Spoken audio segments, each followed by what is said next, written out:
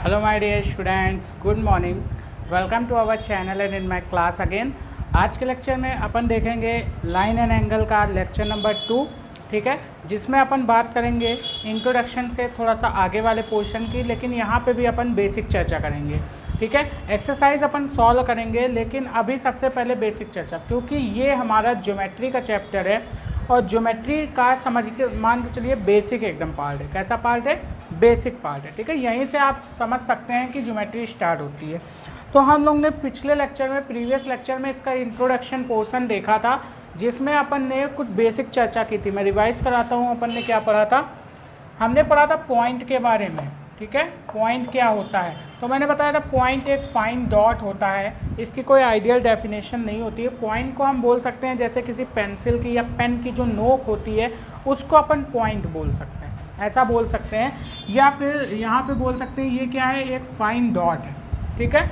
फिर मैंने क्या बताया था, इसमें लाइन के बारे में बताया था। लाइन मैंने क्या बताया था, अगर इन्हीं पॉइंट को, इनके बीच में बिल्कुल भी डिस्टेंस ना रखी जाए, इन पॉइंट को आपस में इस तरीके से अगर मिलाया जाए तो यहाँ पे बनती थी लाइन। और लाइन में क्या होता था कि लाइन को हम क्या कर सकते थे, left side and right side दोनों तरफ से क्या कर सकते थे, इंक्रीज़ कर सकते थे। बात समझ में आती है? इसको दोनों तरफ से हम लोग इंक्रीज़ कर सकते थे।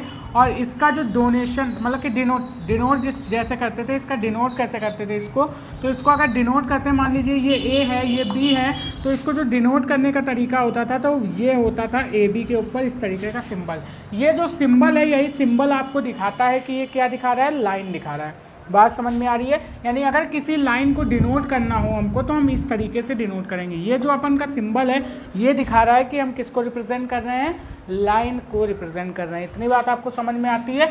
अगर हमको रे को डिनोट करना है, ठीक है, तो हम रे को किस तरीके से डिनोट करते थे, इस तरीके से। अगर ऐसे एरो बना हुआ है तो हम बोलेंगे ये किसको डिनोट कर रहा है, रे को डिनोट कर रहा है। किसी लाइन सेगमेंट को अगर अपन को डिनोट करना होता था, तो ए बी के ऊपर अगर मान लीजिए यहाँ पर इस तरीके से हमारी लाइन बनी हुई है, तो हम इसको क्या बोलेंगे, ये हमारा लाइन सेगमेंट को डिनोट कर रहा है। और लाइन सेगमेंट मैंने बताया था, लाइन का ही एक पार्ट होता है, एक पोर्शन होता है जिसके दो एंड पॉइंट होते हैं, जिसके दो एंड पॉइंट होते हैं। जैसे मान लीजिए हमने यहाँ पे कोई पॉइंट ले लिया P, यहाँ पे कोई पॉइंट ले लिया Q, तो ये जो P Q पॉइंट हमारे आ रहे हैं, ये इस लाइन के क्या है, दो एंड पॉइंट है। तो हम बोलेंगे ये इस लाइन का एक सेगमेंट है, तो इसको हम बोलते थे लाइन सेगमेंट।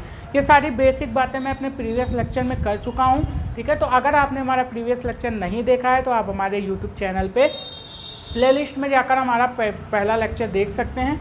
आज अपन थोड़ा सा इसके आगे चर्चा करेंगे। हम लोग एंगल के बारे में बात कर रहे थे। किसके बारे में बात कर रहे थे? एंगल के बारे में, ठीक है। तो एंगल हमने क्या बताया था, जब कोई दो रेज, ठीक है, या दो लाइन आपस में, मतलब कि हम ऐसे रेज की अगर बात करें, तो अगर कोई दो रेज एक ही पॉइंट से ओरिजिनेट हो रही हों, ठीक है, हमने क्या बताया था, कोई दो रेज ऐसी हो जो एक ही पॉइंट से ओरिजिनेट हो रही हों, ठीक है, जिनका ओरिजिन पॉइंट क्या हो, सेम हो, तो वो क्या करती हैं, एंगल फॉर्म करती हैं, ठीक है। ये बात मैंने अपने प्रीवियस लेक्चर में बताई थी, ठीक है। इसके बाद हमने क्या पढ़ा था, एंगल के कई सारे टाइप्स पढ़ा था, डिटेल में मैंने प्रीवियस लेक्चर में पढ़ा। इसी वजह से मैं बोल रहा हूँ, प्रीवियस लेक्चर आप लोग देख लीजिएगा, इंपॉर्टेंट लेक्चर है।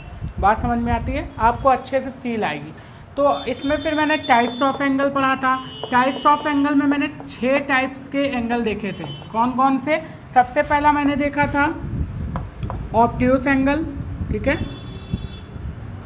कौन सा देखा था? Obtuse angle. ऑब्ट्यूस एंगल को अपन क्या बोलते हैं, न्यून कोण, ठीक है।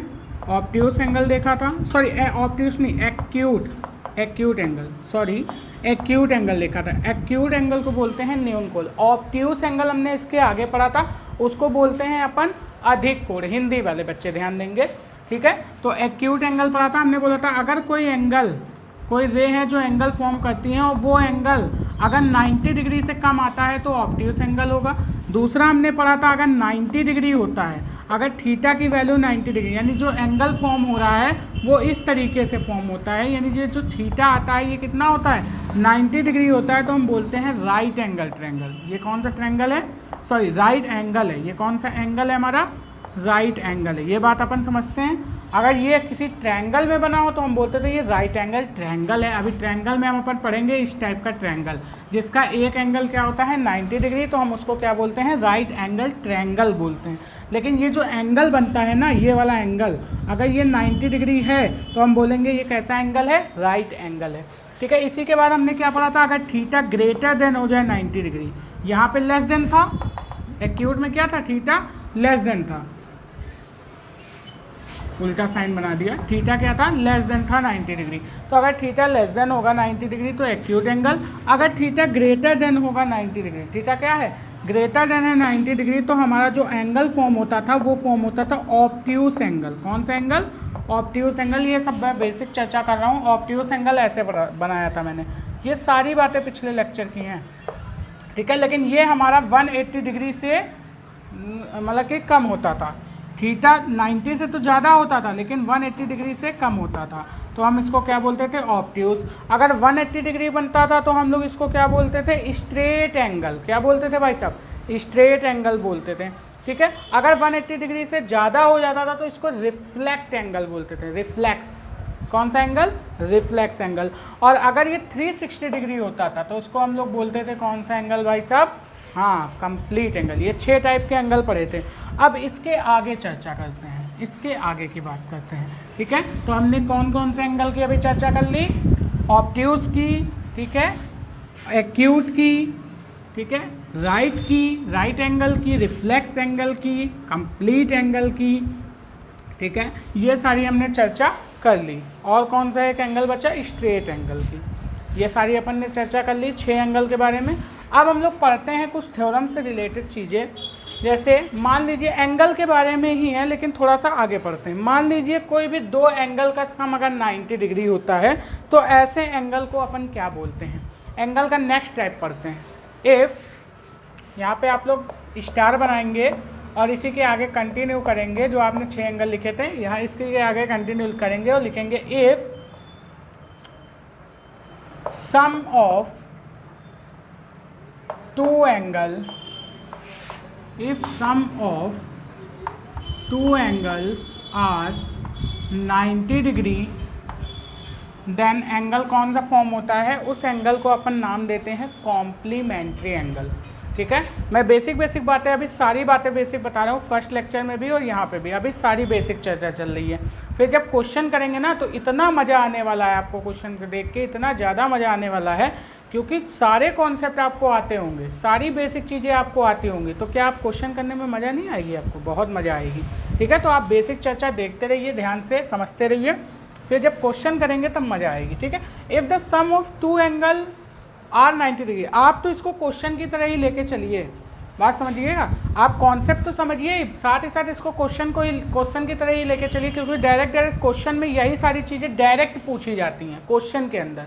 ठीक है, ये बेसिक बातें हैं जो डायरेक्ट क्वेश्चन के अंदर पूछी जाती हैं, इस वजह से आप इसको क्वेश्चन ही लेके चलिए। ठीक है, हमने बोला अगर सम 2 एंगल का सम 90 डिग्री होता है तो ऐसे एंगल को अपन कॉम्प्लीमेंट्री एंगल बोलते हैं। कौन सा एंगल, कॉम्प्लीमेंट्री एंगल। तो देखिए मैं दिखा देता हूँ आपको किस तरीके से।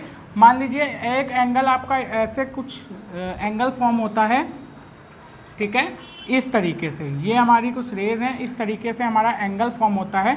ये एंगल, ठीक है, ये एंगल, मान लीजिए ये हमारे 2 रेज हैं जिनसे ये जो एंगल बनता है, ठीक है, ये एंगल को अगर अपन 2 पार्ट में डिवाइड करें तो ये एंगल हमारा अल्फ़ा है और ये एंगल हमारा बीटा है। ठीक है, 2 एंगल तो अपन जानते हैं 90 डिग्री। अब इन 2 एंगल को, ठीक है, अगर अपन डिवाइड कर दें 2 पार्ट में और इन दोनों एंगल का सम अगर 90 डिग्री दिखा दें, यानी अल्फ़ा प्लस बीटा दोनों मिलके क्या बनाते हैं, 90 डिग्री एंगल बनाते हैं। ठीक है, यानी अल्फ़ा और बीटा अगर दोनों क्या है, 90 डिग्री। अब ये एंगल आप ऐसे एक में भी दिखा सकते हैं और ये अलग अलग भी दिखा सकते हैं। जैसे आप ऐसे दिखा दीजिए, एक एंगल ये है अल्फ़ा एंड आप ऐसे दिखा सकते हैं।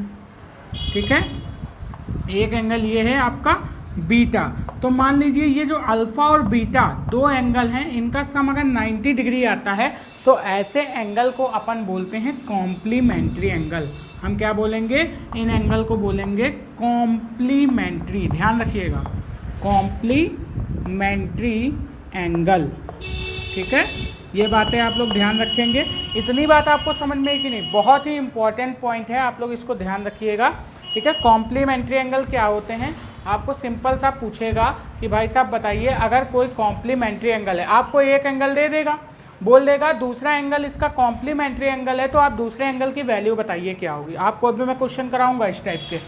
मान लीजिए आपको एक कोण दे दिया, एक एंगल दे दिया अल्फ़ा, अल्फ़ा की वैल्यू आपको दे दी और आपसे बोला जो बीटा एंगल है, ठीक है, ये दोनों एंगल एक दूसरे के क्या है, कॉम्प्लीमेंट्री एंगल। ये दोनों एंगल क्या है, कॉम्प्लीमेंट्री एंगल है, तो आप बीटा की वैल्यू बताइए क्या होगी। तो आप जानते हैं कॉम्प्लीमेंट्री एंगल में जो एंगल का सम होता है वो 90 डिग्री होता है, तो अल्फ़ा की वैल्यू दी होगी, वहाँ से आप बीटा की वैल्यू निकाल सकते हैं। चलिए अच्छा एक क्वेश्चन आप कर लेते हैं, ठीक है, एक क्वेश्चन कर लेते हैं, फिर इसका नेक्स्ट पढ़ते हैं। आप लोग क्वेश्चन लिखिए, find the measure of the complementary angle of the following angles. Find the measure of, बातें समझ में आ रही है ना आपको, कोई डाउट तो नहीं है। कोई भी डाउट हो तो आप कमेंट बॉक्स में हमसे पूछ सकते हैं बेझिझक, आराम से। मैं आपको उसका, ठीक है, आंसर अपने कमेंट बॉक्स में नहीं तो नेक्स्ट लेक्चर में आपका उस क्वेश्चन का आंसर दे दूंगा। बात समझ में आती है एकदम अच्छे से। चलिए, find the measure of the complementary angle of following angles. आपको कुछ एंगल दिए हुए हैं, उनका कॉम्प्लीमेंट्री एंगल बताना है क्या होगा। तो आपको पता है कि कॉम्प्लीमेंट्री एंगल का सम क्या होता है, 90 डिग्री होता है, ठीक है। मैं एंगल यहाँ पे लिख देता हूँ, ये आपने नोट कर लिया है, इसको मैं रफ कर सकता हूँ। चलिए इसको रफ कर देते हैं। अब देखिए कॉम्प्लीमेंट्री एंगल, आपको कुछ एंगल दिए हैं 22 डिग्री फर्स्ट एंड सेकंड आपको दिया है 63 डिग्री। आपको इनके कॉम्प्लीमेंट्री एंगल बताने, क्या बताना है, कॉम्प्लीमेंट्री एंगल। और कॉम्प्लीमेंट्री एंगल का अभी हमने बताया कॉन्सेप्ट। कॉम्प्लीमेंट्री एंगल कौन से होते हैं, ऐसे एंगल जिनका सम 90 डिग्री होता है वो होते हैं हमारे कॉम्प्लीमेंट्री एंगल। तो एक एंगल आपको गिवन है, आप इसको अल्फ़ा मान लीजिए। हमने मान लिया कि ये अल्फ़ा की वैल्यू हमको गिवन है, तो हमने सपोज कर लिया कि एक एंगल हमारा अल्फ़ा है, ठीक है। फर्स्ट एंगल क्या है, अल्फ़ा, एंड सेकेंड एंगल अपन ने सपोज कर लिया बीटा। तो हमारे जो आपसे उसका कॉम्प्लीमेंट्री एंगल पूछा है, यानी बीटा की वैल्यू, तो हमको पता है कि alpha plus beta is equal to होता है 90 डिग्री। यही तो अपन को पता है। अल्फ़ा की वैल्यू दी है 22 डिग्री, प्लस हमको निकालना है इसका कॉम्प्लीमेंट्री एंगल यानी बीटा की वैल्यू।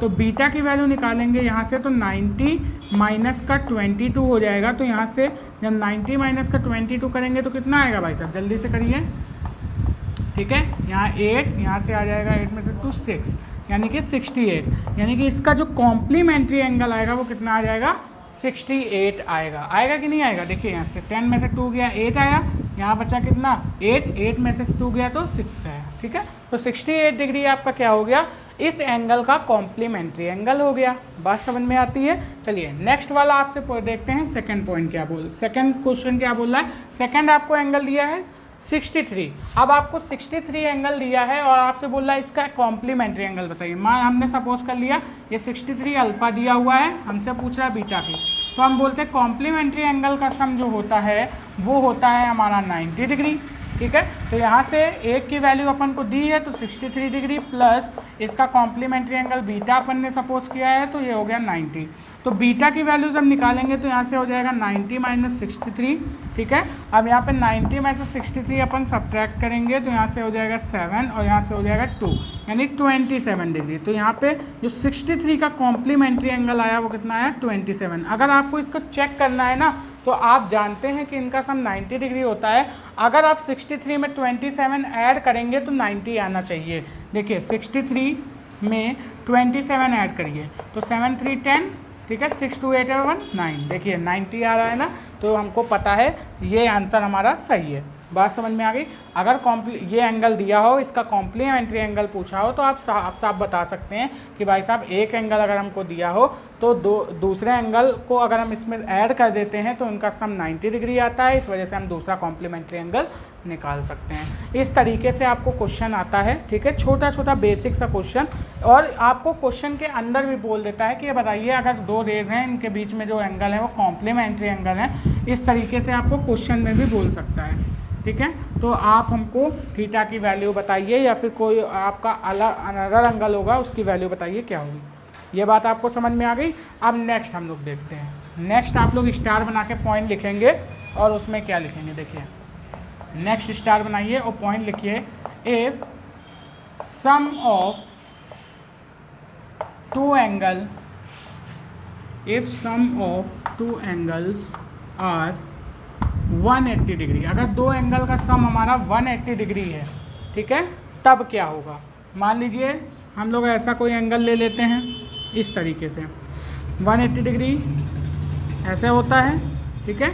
यहाँ से कोई एंगल ले लेते हैं इस तरीके से, हमने बोला ये एंगल अल्फ़ा है एंड ये एंगल हमारा बीटा है, ठीक है। हम लोग ये मानते हैं कि नहीं मानते हैं कि ये एंगल हमारा अल्फ़ा है, ये एंगल बीटा है, ये टोटल एंगल 180 होता है। तो हमने बोला कि अगर दो एंगल का सम, कोई भी दो एंगल हैं जिनका सम 180 डिग्री होता है, तो ऐसे एंगल को अपन बोलते हैं सप्लीमेंट्री एंगल। ध्यान रखिएगा, कॉम्प्लीमेंट्री सप्लीमेंट्री में बहुत ज़्यादा बच्चे कंफ्यूज होते हैं, ठीक है। उनसे बोलता है, जैसे अभी मैंने क्वेश्चन दिखाया 22 का कॉम्प्लीमेंट्री एंगल बताइए, तो वो सप्लीमेंट्री मतलब कि वो कंफ्यूज हो जाते हैं, वो बोलते हैं कि सप्लीमेंट्री करना है कि कॉम्प्लीमेंट्री करना है। आपको ऑप्शन दे देता है, आपको ऑप्शन दे दिया, यहाँ पे कई सारे ऑप्शन दे सकता है। मान लीजिए 22 का भी कितना निकल के आया था, कॉम्प्लीमेंट्री एंगल कितना निकल के आया था बताइए। अरे यहाँ से फिर से कर लीजिए भाई, 90 - 22 कर लीजिए, तो यहाँ से आएगा 8, यहाँ से 6 यानी 68। इसका कॉम्प्लीमेंट्री एंगल 68 निकल के आया था ना, तो ए ऑप्शन आपको ये दे दिया। दूसरा ऑप्शन आपको दे दिया 90 तो हो ही नहीं सकता क्योंकि इनका सम होता है। तीसरा आपको दे दिया मान लीजिए 72, ठीक है। एंड नेक्स्ट आपको डी ऑप्शन दे दिया इस तरीके से कि मान लीजिए इसमें आपने 22 सब्ट्रैक्ट कर दीजिए। ऐसा ऑप्शन वो बनाता है, इसी तरीके से बनाता है वो कंफ्यूज करने के लिए। आप जब इसमें सब्ट्रैक्ट करेंगे तो 10 में से 2 जाएगा तो 2, 8 में यहाँ से कितना आ जाएगा, 7 में से 2 जाएगा तो कितना 6, सॉरी 7 में से 2 जाएगा तो बचेगा 5, 1 यानी 152। इस तरीके से दे देता। तो बहुत सारे बच्चे कंफ्यूज हो जाते हैं कि सप्लीमेंट्री या कॉम्प्लीमेंट्री में, ठीक है। तो वो क्या बोलते हैं, अगर इसका कॉम्प्लीमेंट्री बोलता है तो वो सप्लीमेंट्री समझ लेते हैं और इसका आंसर 152 लगा के चले आते हैं, वो 180 में से सब्ट्रैक्ट करने लगते हैं। जबकि अगर कॉम्प्लीमेंट्री पूछता है तो आपको 90 में से सब्ट्रैक्ट करना होता है, ना कि 180 में से, ठीक है। तो वो क्या करते हैं, कंफ्यूज हो जाते हैं। तो आप लोगों को कंफ्यूज नहीं होना है। अगर दो एंगल का सम हमारा 90 डिग्री आता है तो वो कॉम्प्लीमेंट्री एंगल, ठीक है। आपको ऐसे याद रखना, कॉम्प्लीमेंट्री एंड सप्लीमेंट्री, ये हमारा सप्लीमेंट्री होगा, यहाँ पे लिख लीजिएगा। ऐसे एंगल को अपन क्या बोलते हैं, सप्लीमेंट्री एंगल, ठीक है, सप्लीमेंट्री एंगल्स। आप ऐसे याद रखेंगे, सी पहले आता है या फिर एस पहले आता है। तो आप बोलेंगे सी पहले आता है तो सी हमारा क्या होगा, 90 वाला होगा, एंड एस बाद में आता है तो ये 180 वाला होगा। इस तरीके से आप लोग याद रखेंगे, ठीक है, complementary angle and supplementary angle को। बात समझ में आती है एकदम अच्छे से। चलिए, अगर हिंदी वाले बच्चों के लिए बात करें तो जो कॉम्प्लीमेंट्री एंगल होता है उनको बोलते हैं पूरक कोण। क्या बोलते हैं, पूरक, और इनको बोलते हैं समपूरक। तो पूरक से याद रखेंगे इस तरीके से, पूरक एंड समपूरक। तो समपूरक क्या है, थोड़ा सा बड़ा है, जहाँ पे सम लग जाए, जहाँ पे सम लग जाए वहाँ 180, जहाँ पूरक लगे वहाँ पे क्या रहेगा हमारा 90, ठीक है। तो इस तरीके से हिंदी वाले बच्चे याद रख सकते हैं। तो कॉम्प्लीमेंट्री एंड सप्लीमेंट्री एंगल आपको समझ में आया। अगर किन्हीं दो एंगल का सम 90 डिग्री होता है तो वो कॉम्प्लीमेंट्री एंगल कहलाते हैं। अगर किन्हीं दो एंगल का सम 180 डिग्री होता है तो वो सप्लीमेंट्री एंगल कहलाते हैं। ये हमारा बेसिक पॉइंट हो गया। बात समझ में आई आपको। चलिए, नेक्स्ट पॉइंट आप लोग स्टार बनाएंगे और उसमें लिखेंगे। सारी बातें आपको बेसिक अच्छे समझ में आ रही हैं। डाउट हो तो भैया हम बता रहे हैं, आप कमेंट सेक्शन में आप हमसे पूछ सकते हैं, ठीक है। आपसे बोल रहा है if two lines are intersect each other shown in figure. जैसे मान लीजिए कोई दो लाइन है, हम अब लाइन की बात कर रहे हैं, ठीक है। हमने मान लिया एक लाइन ये है, इस तरीके से लाइन का रिप्रेजेंटेशन इस तरीके से होता है ना, क्योंकि वो बोथ डायरेक्शन में इंक्रीज कर सकती है। और एक लाइन इस तरीके से है, ठीक है। अगर कोई दो लाइन आपस में एक दूसरे को क्या कर रही हैं, इंटरसेक्ट कर रही हैं। क्या कर रही हैं भाई साहब, इंटरसेक्ट कर रही हैं। तो यहाँ पर देखिए एंगल फॉर्म होगा कि नहीं होगा। अगर आपसे बोलेंगे कि यहाँ पर अगर दो लाइन इंटरसेक्ट कर रही तो क्या एंगल फॉर्म होगा, आप बोलेंगे हाँ होगा। एक एंगल ये बनेगा, एक एंगल ये बनेगा, एक एंगल ये बनेगा, एक एंगल ये बनेगा, ठीक है। तो ये दोनों आपको क्या दिख रहे हैं, एंगल दिख रहे हैं ना। लेकिन अगर ध्यान से देखें तो ये कैसी लाइन है हमारी, वर्टिकल लाइन है। कैसी लाइन है, वर्टिकल लाइन है। तो ये जो एंगल इनके बनते हैं ना, ये वाले एंगल, इन एंगल को अपन बोलते हैं वर्टिकली अपोजिट एंगल। ये एंगल है, इसका जस्ट अपोजिट एंगल होता है, इसका जस्ट अपोजिट ये एंगल है ना, इसी वजह से इनको बोलते हैं वर्टिकली अपोजिट एंगल। और ये एंगल वर्टिकली अपोजिट जो होते हैं ये सेम होते हैं। बात समझ में, ये ऑलवेज इक्वल होते हैं। मान लीजिए अगर ये एंगल हमारा, जैसे मान लीजिए ये लाइन है इस तरीके से और ये लाइन है इस तरीके से, ये दोनों क्या कर रही हैं, एक दूसरे को इंटरसेक्ट कर रही हैं, तो ये वाला जो एंगल फॉर्म होता है, ये वाला जो एंगल तो भाई फॉर्म होगा क्योंकि लाइन इंटरसेक्ट कर रही है। बात समझ में आ रही है। इनका एक ओरिजिन पॉइंट है, हमको पता है इनका एक ओरिजिन पॉइंट है, यानी कि हमको ये पता होना चाहिए कि जो रेज हमारी निकल रही है वो या तो आती हुई मिलनी चाहिए, या तो आती हुई हमको दिखनी चाहिए, या तो एक ही पॉइंट से जाती हुई दिखनी चाहिए। तो अगर मान लीजिए हमने यहाँ पर एक पॉइंट मान लिया, हमने यहाँ पर एक ओरिजिन पॉइंट मान लिया, तो यहाँ से हमको क्या दिख रही है, मतलब कि इसको अपन तो जानते हैं क्या बोलते हैं, वर्टेक्स। हमने पिछले लेक्चर में बात किया था। अगर मान लीजिए यहाँ पे अपन ने एक वर्टेक्स मान लिया, तो यहाँ से आपको ये दो रेज जाती हुई नहीं दिखाई दे रही हैं। बात समझ में आ रही। और जहाँ पे एक पॉइंट से चीज़ें ओरिजिनेट होती हैं वहाँ पे एंगल फॉर्म होता है। अब यहाँ पे अगर बात करें तो यहाँ से क्या आपको दो लाइन जाती हुई नहीं दिख रही है, दो रेज, तो यहाँ पे भी एक एंगल फॉर्म होगा। तो ये जो एंगल अपन का फॉर्म होगा, ये जो एंगल अपन का फॉर्म होगा, इस एंगल को अपन ए अगर नाम दें और इसका ये वाला एंगल है, अगर इस एंगल की बात करें तो ये एंगल भी हमारा ए ही होगा, क्योंकि ये एंगल जो होते हैं इन एंगल का नाम होता है वर्टिकली अपोजिट एंगल। ध्यान रखिएगा क्या नाम होता है, वर्टिकली अपोजिट एंगल। इन एंगल को बोलते हैं वर्टिकली अपोजिट एंगल। ठीक है, ये बातें आप लोग ध्यान रखेंगे। तो जो वर्टिकली अपोजिट एंगल होते हैं वो ऑलवेज सेम होते हैं। अगर मैं बात करूँ इस वाले की, तो ये पॉइंट अगर ये एंगल अगर बी है तो ये वाला एंगल भी हमारा क्या होगा, बी ही होगा, क्योंकि ये दोनों क्या है, वर्टिकली अपोजिट एंगल। तो हम ध्यान रखेंगे अगर कोई दो लाइन आपस में एक दूसरे को इंटरसेक्ट करती हैं तो इनके बीच में जो एंगल बनते हैं उन एंगल का नाम होता है वर्टिकली अपोजिट एंगल। और vertically opposite angle always same रहते हैं जब कोई दो लाइन आपस में एक दूसरे को इंटरसेक्ट करती हैं। छोटी सी बात आप लोग नोट करिए, ठीक है। यहाँ पे लिख लीजिएगा, if two lines are intersect each other. लिखिएगा, if two lines are intersect each other when if two lines are intersect each other which forms vertically opposite angle, वो क्या करती हैं, vertically opposite angle फॉर्म करती हैं। और वो vertically and लिख लेना, and vertically opposite angle are always same, and vertically opposite angle are always same। अब देखिए मैं पैरेलल लाइन का कॉन्सेप्ट बताता हूँ। स्टार बना लीजिएगा, यहाँ पे लिख लीजिएगा पैरेलल लाइन। ठीक है, अगर मान लीजिए मैं दो पैरेलल लाइन ले लूँ इस तरीके से, कोई दो लाइन ले लूँ, ये लाइन है, लाइन को हम लोग इस तरीके से रिप्रेजेंट करते हैं, ये तो आप समझ गए ना, क्योंकि ये बोथ साइड से क्या कर सकती हैं, इंक्रीज कर सकती हैं। हमने दो इस तरीके की लाइन ले ली, ठीक है, दो इस तरीके की लाइन ले ली। ये दोनों लाइन एक ऐसी लाइन है जो क्या कर रही हैं, एक दूसरे के पैरेलल हैं। पैरेलल लाइन क्या होती हैं, अब पैरेलल लाइन मैं आपको बताता हूँ क्या होती है। एक ऐसी लाइन, दो ऐसी लाइन, एक लाइन हो नहीं सकती क्योंकि पैरेलल लाइन की बात कर रहा तो दो ही लाइन होंगी, एक लाइन दूसरे के पैरेलल है, हम ऐसा बोलेंगे। तो पैरेलल को हिंदी में बोलते हैं समांतर। ठीक है, अब ये जो लाइन है, पैरेलल लाइन क्या होती हैं, ऐसी दो लाइन्स, ठीक है, जो कभी भी एक दूसरे को इंटरसेक्ट नहीं कर सकती, उनको अपन क्या बोलते हैं, पैरेलल लाइन बोलते हैं। और इनके बीच में जो डिस्टेंस होती है ना, ये जो डिस्टेंस होती है ना, ये हमेशा क्या रहती है, कांस्टेंट रहती है। अगर किसी भी दो लाइन के बीच में ये जो गैपिंग, ये जो डिस्टेंस है, वर्टिकल डिस्टेंस, अगर कांस्टेंट है तो ऐसी लाइन को अपन क्या बोलते हैं, पैरेलल लाइंस बोलते हैं। या फिर हम बोलें ऐसी दो लाइन जो आपस में एक दूसरे को किसी भी पॉइंट पर इंटरसेक्ट कर ही नहीं सकती, ठीक है, वो हमारी क्या कहलाती हैं, पैरेलल लाइंस कहलाती हैं। तो ये हमारी बन गई इस तरीके से पैरेलल लाइन। बातें आप सबको समझ में आ रही हैं एकदम अच्छे से। अब देखिए ये हमारी पैरेलल लाइन है। अब मान लीजिए पैरेलल लाइन के बीच में हम कोई ऐसी लाइन खींच देते हैं, इस तरीके से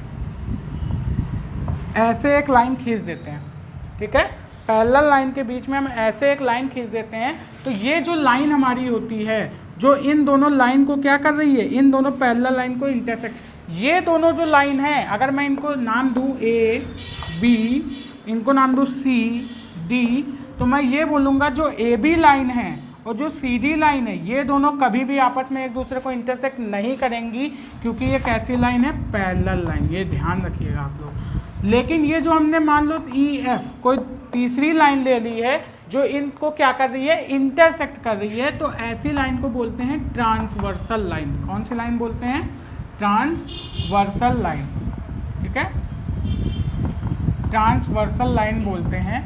या फिर हिंदी वाली अगर बात करें तो इसको बोलते हैं प्रतिच्छेदन रेखा। क्या बोलते हैं, प्रतिच्छेदन रेखा या फिर प्रतिच्छेदी रेखा, ट्रांसवर्सल लाइन। हमने इस तरीके से एक ट्रांसवर्सल लाइन ले ली, तो ये क्या करती है भाई साहब, हमको पता है अगर कोई दो लाइन इंटरसेक्ट करती है तो एंगल फॉर्म करेंगी। तो ये जो हमारी ट्रांसवर्सल लाइन है ये एंगल फॉर्म करती है। देखिए, एक तो ये एंगल फॉर्म करती है, एक ये एंगल फॉर्म करती है, ये एंगल फॉर्म करती है एंड ये एंगल फॉर्म करती है। इस तरीके से एंगल फॉर्म करती है कि नहीं फॉर्म कर रही है, ठीक है। इसी तरीके से अगर बात करें ये लाइन, तो ये किस तरीके से एंगल फॉर्म कर रही है, ये ऐसे एंगल फॉर्म कर रही है, ये एक एंगल फॉर्म कर रही है एंड ये एक एंगल फॉर्म कर रही है। अगर मैं इन एंगल को नाम दे दूँ 1, इसको नाम दे दूँ 2, इसको नाम दे दूँ 3, इसको नाम दे दूँ 4, इसी तरीके से इसको नाम दे दूँ इसको नाम दे दूँ 5, इसको 6, इसको मैं नाम दे दूँ 7, इसको 8, ठीक है। इस तरीके से मैंने कोई भी नाम दे दिया,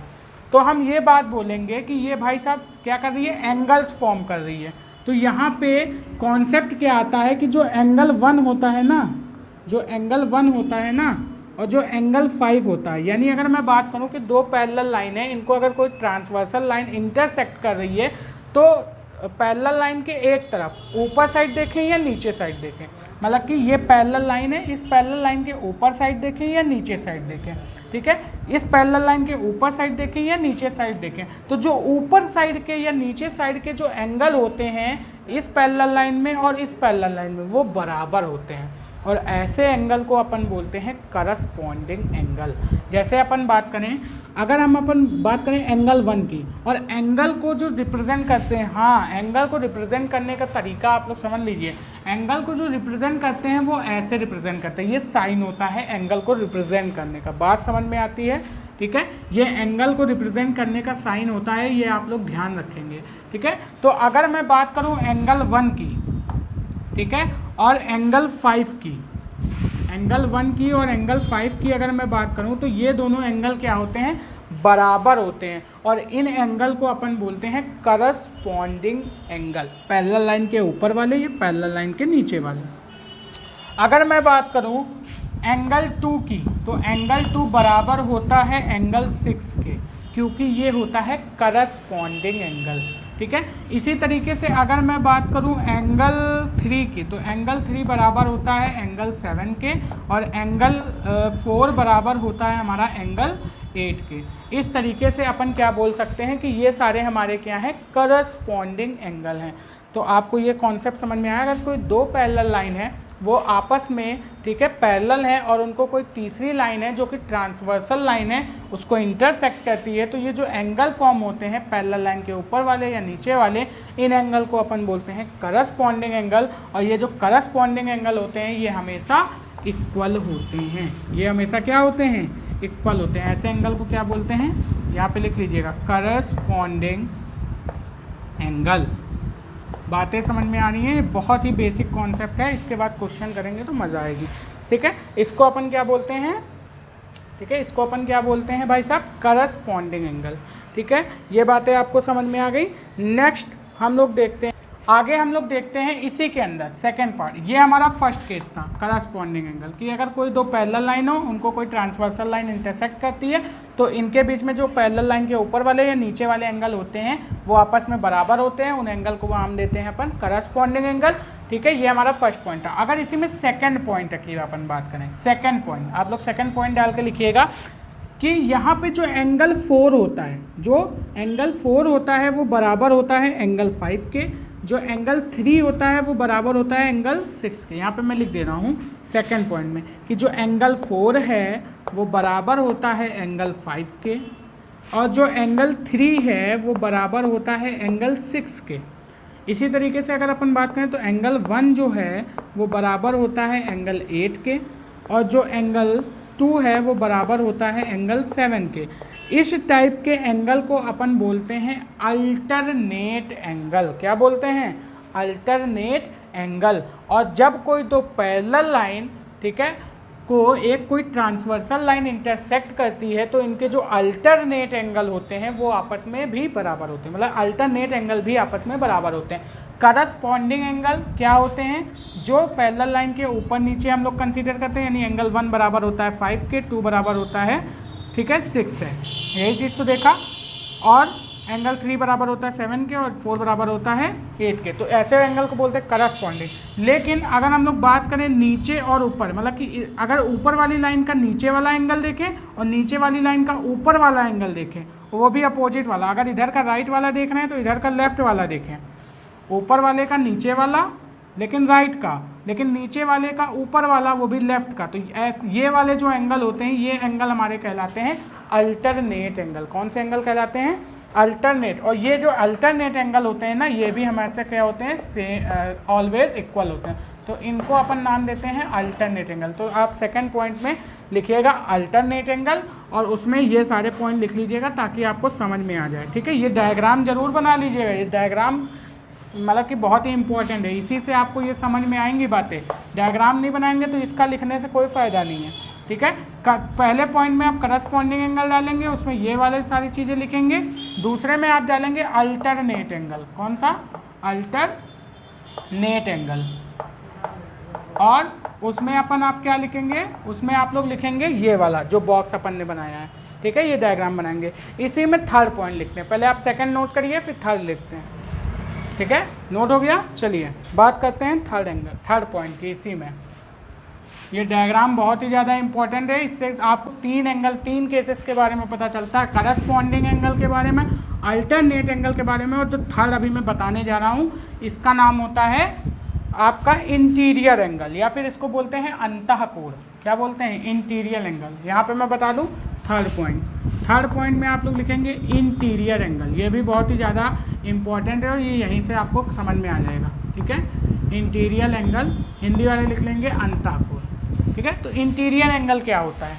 अब देखिए, अगर मैं बात करूँ इस तरीके से, ये कोई लाइन इसको क्या कर रही है? इंटरसेक्ट। ये पूरा एंगल तो 180 होता है, ये हमारा एक एंगल है, ये एंगल है। तो अगर किन्हीं भी दो एंगल का सम 180 डिग्री आता है, ठीक है, किन्हीं भी दो एंगल का सम, अगर कोई मतलब कि लाइन है, ठीक है, कोई लाइन है, ठीक है, वो क्या कर रही है? उसको इंटरनली क्या कर रही है? डिवाइड कर रही है।